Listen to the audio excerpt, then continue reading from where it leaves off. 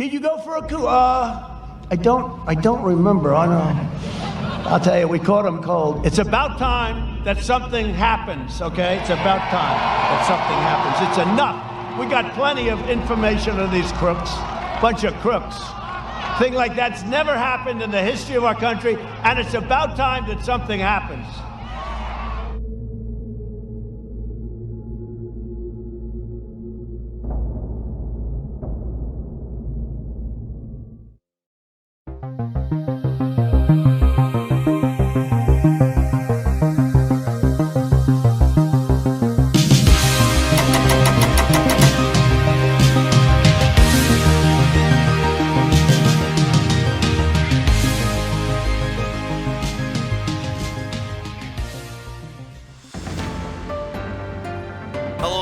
Fellow digital soldiers to True Reporting. It is the 1st of October. Welcome everyone to the Red October. Guys, 17 posted a lot of drops yesterday. We will be going over a couple of those. We'll be going over D5, bringing that back into the mix. There are a lot of understandings for that. A lot of things have different meanings, but I believe D5 referencing Red October has a lot to do with what's going on right now. We'll be talking about some 8kun posts. We have Joe Biden talking in Arabic at the presidential debates. What's that all about? Guys, we have so much to go over in this podcast, so I hope you're ready. Grab your popcorn, get comfy, and just know that the Red October is here. And guys, always know that it is always an honor for me to be on the front lines with each and every one of you day in and day out, because as we all know, where we go one, we go all. Hey guys, I wanted to tell you about my sponsor, Noble Gold, and how they can help you out with your IRAs. My friends, we are less than a month away from the election, and it's time to take a step back. The political uncertainty could be devastating for your retirement fund if it is not handled properly. I think you'd agree. Whatever the outcome, things are going to be rough for a while, and we've been saying that for a long time. A gold IRA uses the value of precious metals to keep you out of trouble. The team at Noble Gold knows how to do this, and they've done it for thousands of people before you.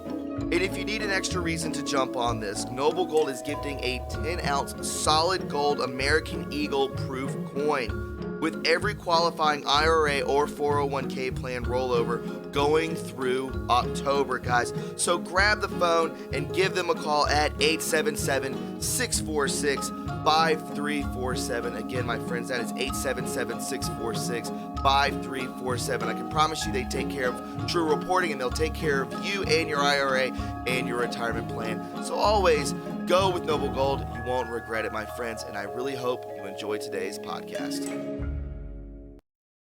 All right, guys, it's good to have you aboard. Before we get into today's show, would you please go ahead and subscribe to my backup channel, True Reporting 2.0. Censorship is on the rise, and we all know that if anything happens to this main channel, we have something to fall back on, and that is True Reporting 2.0. We're almost to 20,000 subs, so let's make it happen. Also, guys, follow me on Twitter at True Reporting. You can follow me on Parler at True Reporting 1985. And always remember to leave a like. The more likes that this video gets, the more times it is recommended to other viewers, thus more eyes on the truth. And with that being said, my friends, let's go ahead and hop into today's podcast. This is True Reporting. So, massive drops yesterday. We're not going to go over every one of them because I have so much information to get to. I've been on 8kun a lot of last night and this morning, and I just know that this month is going to be wild. So, these posts last night, as we can see, we're talking about James Comey and his daughter. Remember, watch the family. So, check this out. From post 4796, we can see here, this is a picture of a document saying it is from the U.S. Department of Justice. And it says here, "Dear Judge Lyerberger, I wrote respectfully to inform the court that I will be leaving the United States Attorney's Office. Accordingly, I request the entry of an order terminating my appearance in this matter. My colleagues, Lucas Issacharoff, has entered an appearance on behalf of the defendants and will continue to handle this case." Okay, so we see that. We'll go down a little further. They say, "Hold up. U.S. Attorney of the Southern District of New York steps down and Lucas Issacharoff steps in. This is Comey's son-in-law, married for Maureen." And we can check this out. Daughter, Maureen Comey, married to Lucas Issacharoff. Now, guys, Remember, we are at war right now. This is all that it boils down to. You're going to have moves, you're going to have counter moves. I'm just letting you know that there's no reason to get discouraged about this as of yet. Remember, we are watching a movie, and all will pan out in the end. What has gone on behind the curtains of this grand, elaborate movie by the White Hat team is now moving forward into the public eye on the other side of the curtain so that we can all take part in watching it together. So, speaking more on the fact, James Comey's daughter, this is mind-blowing from post 4797. James Comey's daughter inspected missing you-know-who's suicide footage. These people are everywhere. Remember, the deep state runs deep. Their tentacles are everywhere. We just have to clear out the judicial system so that we can bring forth the evidence. The evidence is there. We just have to bring it forth to the prosecutors that will rightfully so bring justice into the American court systems. And then we can try these people, then we can throw these people in jail. Check this out. 17 in question. Comey's daughter investigated Jeffrey's suicide, and her husband does the Ghislaine Maxwell case. He says here in response, do you believe in coincidences? Watch the families, right, guys? We had a couple other posts that, if I go into those, it'll get too elaborated. But I'm just letting you know that 17 will be under attack on Facebook. That's one of them. And also that Pompeo sides with the Pope's critics. Guys, we've got to open up these churches. He goes on to say, when does a church become a playground? When does a church become a business? When does it become political, corrupt, willfully blind, and controlled? When you have people who are within the hierarchy of these massive churches that do not actually believe what they are preaching, that is when all that takes place. Greed, you also have molestation, crimes against children, so much more, money laundering, you name it, it's all within the Vatican. It's all within these upper echelon, these high status churches, and these people that are up within the upper parts of the hierarchy. These are the people that you need to be worrying about. But I think what everyone is going to be focusing on is this post, 4,800 Red October from 17. Hunters become the hunted. Again, it is the 1st of October. Now, this was still posted on September 30th. This was posted at 11 o'clock, 15 seconds past 11 o'clock. Why was it not dropped, 15 seconds into October 1st? So I'm sure Anons will figure this out. Why was it not dropped on October 1st? And instead it was dropped at 11 p.m., 15 seconds after the hour. Interesting, but I know that they will figure it out. So speaking about Red October, and when I brought us into this podcast, I was talking about D5. Now, we can see here, there are a lot of posts. I found this on 8kun. D5 thread, recap and contrast to current events. Now, if you don't know what D5 is, a lot comes to mind. Some people think about December 5th. Some people say avalanche. I looked it up, and D5 actually means a ballistic missile fired from a sub. So on 8kun, you can see here there are notable D5 threads, a recap and contrast to the current events. So again, like I said, this has a lot to do with, I believe, think of the movie Red October. It's about America versus the Russians. We're talking about submarines. We're talking about war, ballistic missiles, so on and so forth. It ties directly into what we're about to go into. I wanted to show you this. Check out this picture. Remember this post? This is from @SavageDystrophy. He says this was also a 17 post. The hands, we've talked about this on a couple podcasts, 10 and 2. There's a reason for this. My first thought was October 2nd, and it's on Friday, this Friday. So we can bring this in. Speaking on that, the D5, zero bubble. Remember this post? Zero bubble. This was on the 24th, I believe, of September. Check this out. Red October upcoming. Make your depth 50 feet.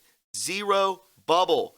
And that's exactly what I think all of this means. And I will break it down even further from you, coming at us from Paul Sperry. I believe this was dropped today. There's no going back to normal after this, guys. You cannot just sweep a coup under the rug. And this is referring back to the intro video. Republicans wanting to move on or seeking reform instead of punishment and accountability are sadly mistaken. The GOP is over if Barr and Durham do not deliver. It's over. It's done. Patriots won't abide. Guys, I think that the Durham report is D5. I think it is the ballistic missile that is going to be coming straight into the deep state's operation, and it will be a kill shot. It needs to happen this month. I wanted to show you this as well. This could be another interpretation of what we could be maybe foreshadowing when it comes to Red October. Check this out.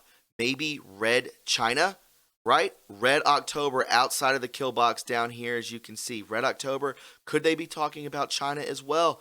We will have to wait and see, guys. But I'm telling you, we are in a full-blown war with the deep state of China, the deep state that is worldwide.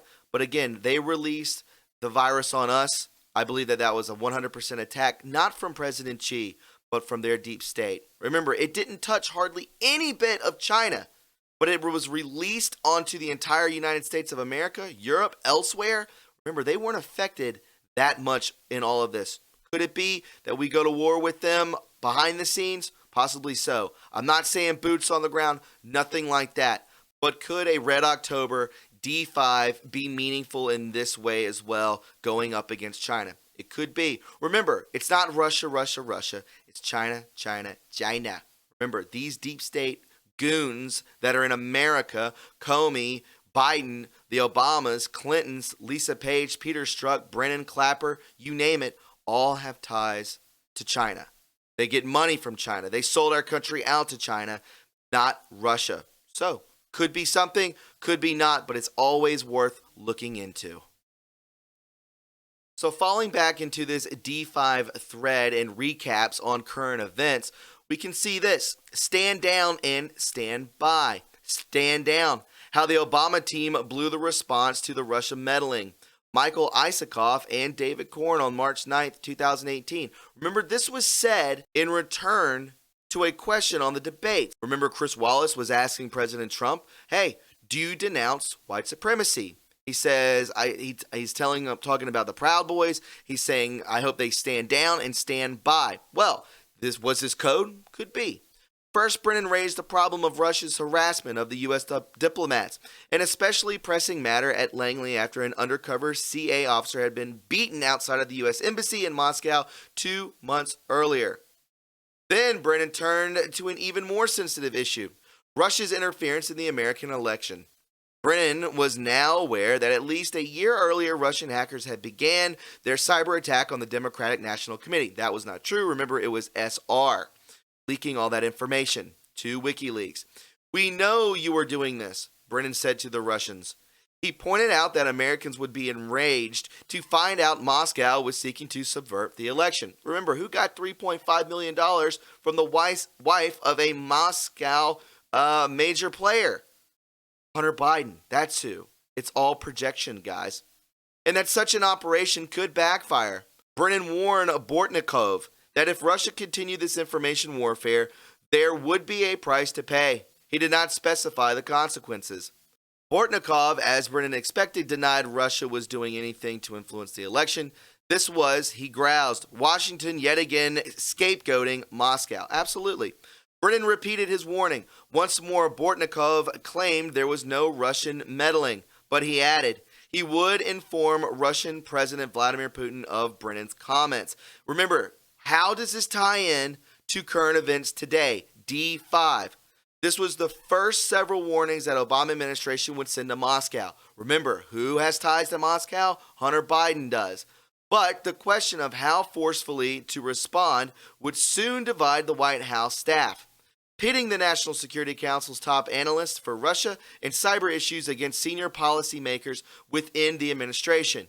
It was a debate that would culminate that summer with a dramatic directive from Obama's national security advisor to the NSC, staffers developing aggressive proposals to strike back against Russia. Now, more D5s that take place in current times. Remember, past proves present. U.S. Attorney John Durham is expanding his probe into the origins of the Russian investigation. That is taking place now as he turns its sights on the Clinton Foundation. Remember, this is all taking place now. Durham, who is named by Attorney General William Barr to investigate Crossfire Hurricane, the FBI's operation to examine any ties between the Russian and President Trump's 2016 campaign. We all know that is all complete lies. will incorporate U.S. Attorney John Huber's examination of the foundation into his review. This all just happened on the 24th. Massive news. So, they're under investigation, right? That means that there are indictments. That means that there will be a grand jury. That's how things roll. Huber was directed by former Attorney General Jeff Sessions in 2017. We've talked about this because of certain issues involving the sale of Uranium-1, directly dealing with the thick-ankle dog-faced Hillary Clinton, and other dealings connected to the Clinton Foundation, the charity operated by Bill and Hillary Clinton. Sessions tapped Huber at the request of the Republicans in Congress, and Huber, the U.S. Attorney for Utah, has also been looking into the FBI's handling of the investigation into Hillary Clinton's emails and allegations that the agency did not follow policies and procedures. The progress of Huber's investigation has come under scrutiny from the Justice Department and the White House, Fox News has now reported. More D5 bombs, right? So check this out. D5, again, these are massive drops. The odds of a state funeral, these are dating back to 2018, November of 2018, October 4th of 2018. Logical thinking, D5 drops. Remember, multiple meanings. A lot of this stuff has multiple meanings, but now that we're in 2020 and we're in a Red October situation, I believe that it means a ballistic missile, which means evidence, which means the Durham drop. So, how can they counterattack this if information of this magnitude drops? Well, as we can see here on D5, state funerals, guys. These major players died just like George H.W. Bush. Why? Because they want to blur the lines between what information is dropping and then focusing on a state funeral. Look at this, guys. This is why they do it. It's all perfectly planned. It's just moves and counter moves. What other interviews and investigations were wiped clean, postponed, given a state funeral when it takes up the media coverage for a week? Look at this, guys. What was taking place that day? Oh, I don't know. The DOJ's probe of the Clinton Foundation. That's what was taking place. And then you have No Name passing away to another state funeral. And we always know this, guys, that they always want to blur the lines. This is what pops up. All these things are happening on D5. It's just something big happens, a massive drop of information and of evidence coming at us. It's probably going to happen with the Durham report. Who else had a state funeral? No Name did, right? Absolutely. Then bringing forth more information, clogging the system, breaking up the MSM to only talk about this death. Okay, hey, this information is about to drop with Durham, Red October. Who just turned 96 today? Hey, you guessed it. Jimmy Carter did. Could he be the one? Could he be the next sacrifice? Because this is what they do, right? Once you're in the club, you're in the club. But know this, nothing can stop what is coming. Nothing. D5. This election was not about fixing the economy, trades, border, military, protecting our children, etc. Also, another corrupt politician or insider can simply undo it all. Think Band-Aid. This was not simply another 4-year election, but a crossroad in the history of our civilization that will determine whether or not we, the people, reclaim control over our government. Panic in DC 17. This is what it all boils down to, guys. We've got to reclaim our republic. It all boils down to D5. That's what I'm thinking, guys, on massive drops of evidence. Remember, guys, we are in the middle of a war, an informational war, a spiritual war. We are trying to defeat evil day by day. So don't leave your post. Stay strong. We will push forward together, holding an arm in arm. I can promise you that, brothers and sisters, we will get through this together. I wanted to show you this as well. Trump is waging asymmetric warfare, and it's working. Guys, if you don't know what asymmetric warfare is, this ties in perfectly to what we are seeing. Asymmetric warfare, or asymmetric engagement, is a war between belligerents whose relative military power differs significantly, or whose strategy or tactics differ significantly. This is typically a war between a standing professional army and an insurgency or resistance movement, militias, who often have status of unlawful combatants. This is irregular warfare, guys. It's like guerrilla warfare, and that's what we are in right now. So again, Trump is waging asymmetric warfare, and it's working. Biden came in for some rough treatment in the first presidential debate. And we'll break that down right now of how this all ties in together as well. This is an excellent, fun read and already noted, so here it is. Teacher, help. The president is being mean to me. That's the rough translation of Joe Biden's frequent, desperate appeals to the moderator, Chris Wallace, during the other night's debate with Donald Trump. The former vice president came in for some rough treatment by the current leader of the free world.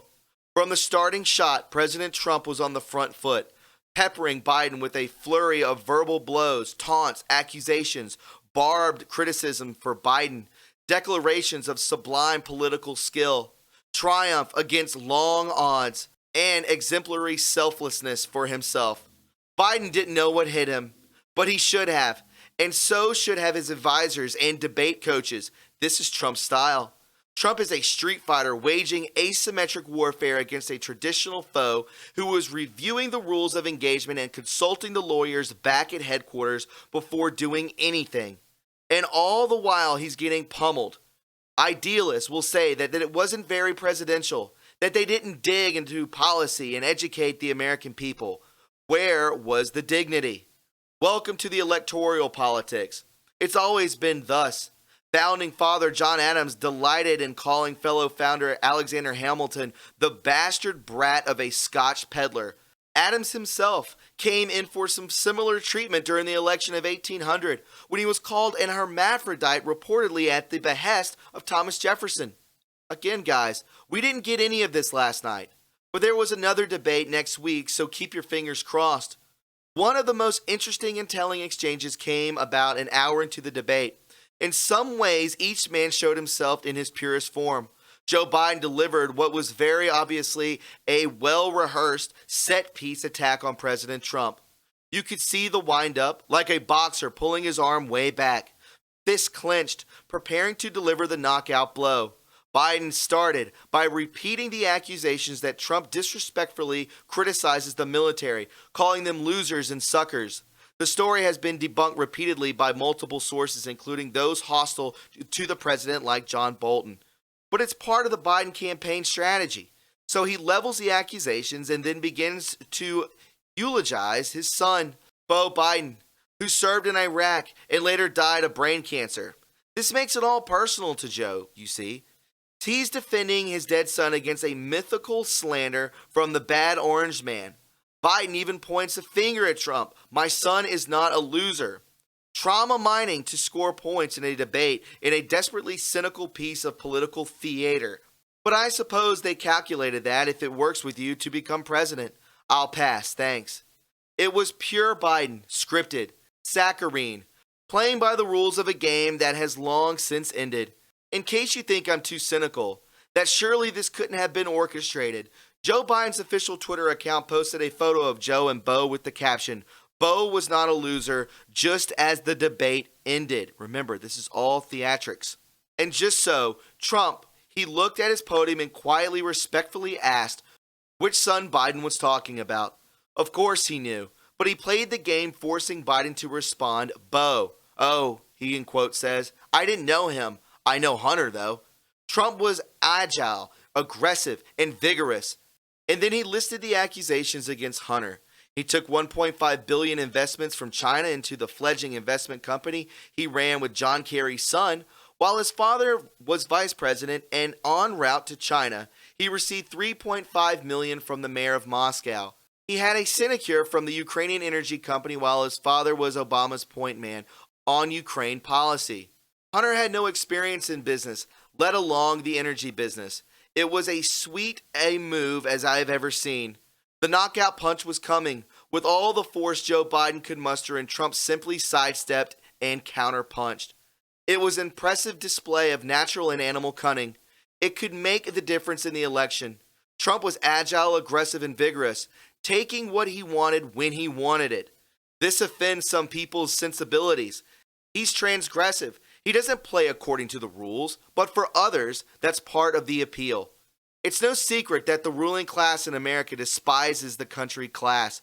If you are one of those people who don't live in the coastal cities and subscribe to the same worldview as the elite aspirants hoping for a job at a billionaire-backed NGO or an internship that might lead to a job at McKinsey, then you are a deplorable, a chud, and definitely racist. And whatever bad things are happening to you, your family, and your inland town are your just desserts. One of Trump's main functions and biggest appeals is that he exposes the occupational elites that are credentialed but not expert in much of anything. Everyone knows it. Imposter syndrome is rampant. And Trump preys on their insecurities, which is what provokes such outrageous reactions from his enemies.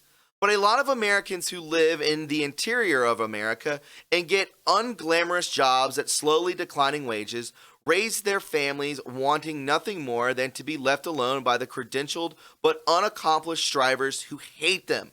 For those people, Trump is their champion. They probably don't aspire to be like Trump, but they like the fact that he exposes the bankruptcy of the undeserving ruling class. And for them, Trump's debate tonight was a tour de force.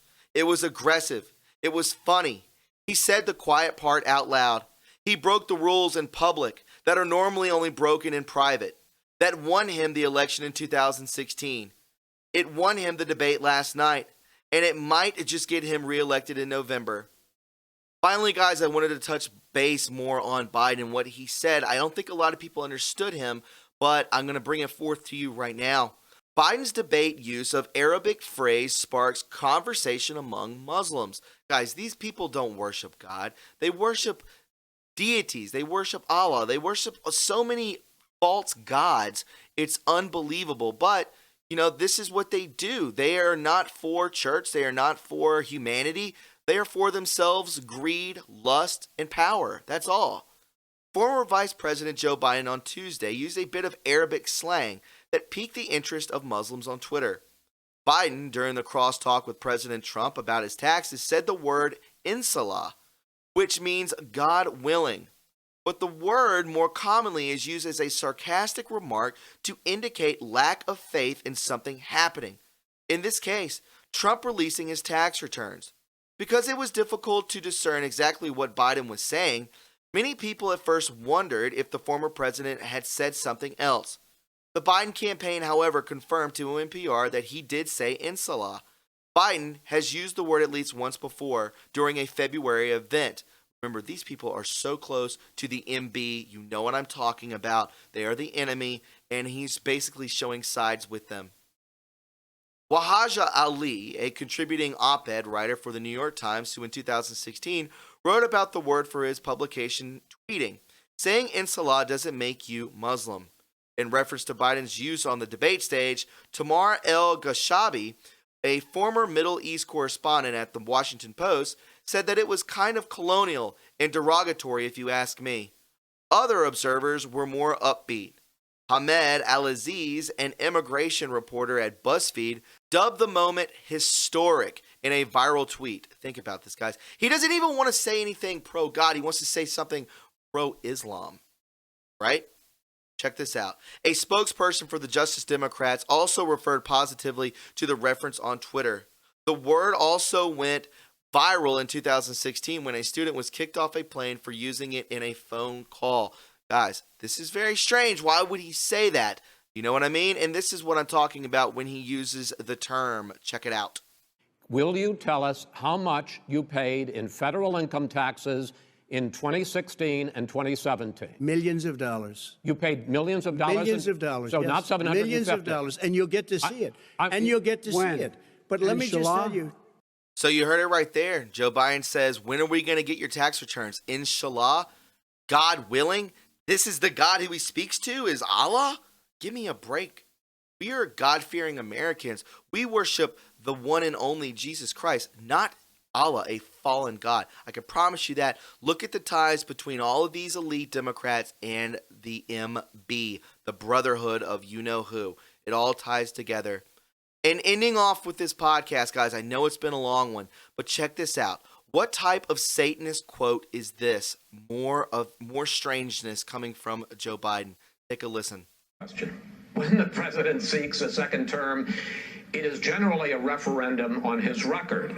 But Vice President Biden, you like to quote one of your dad's sayings, which is, don't compare me to the Almighty, compare me to the alternative. And in this case, sir, you are the alternative. Satan. Don't compare me to the Almighty. Compare me to the alternative. That is Satan, guys. And that's exactly what I wanted to end off with on this podcast. I knew it was going to be a long one. I had so much information to get to. I thoroughly hope you enjoyed it because a lot of work went into this. There will be a Friday and Saturday podcast as well. Make sure you spread this worldwide. I would really appreciate it. Guys, if you found it informative and you enjoyed it, please subscribe to this channel. You can follow me on Twitter at TRUreporting, and always remember to leave a like. Guys, it's always an honor for me to be on the front lines with each and every one of you, day in and day out, because in the end, my friends, where we go one, we go all. Guys, if you found what you just watched informative and you enjoyed it, then please subscribe to the True Reporting family today. There are many ways to support this channel, like our Patreon link, our PayPal link, and our TrueReporting.us official website link in the description box below. Join the True Reporting family today and be a part of history, because where we go one, we go all.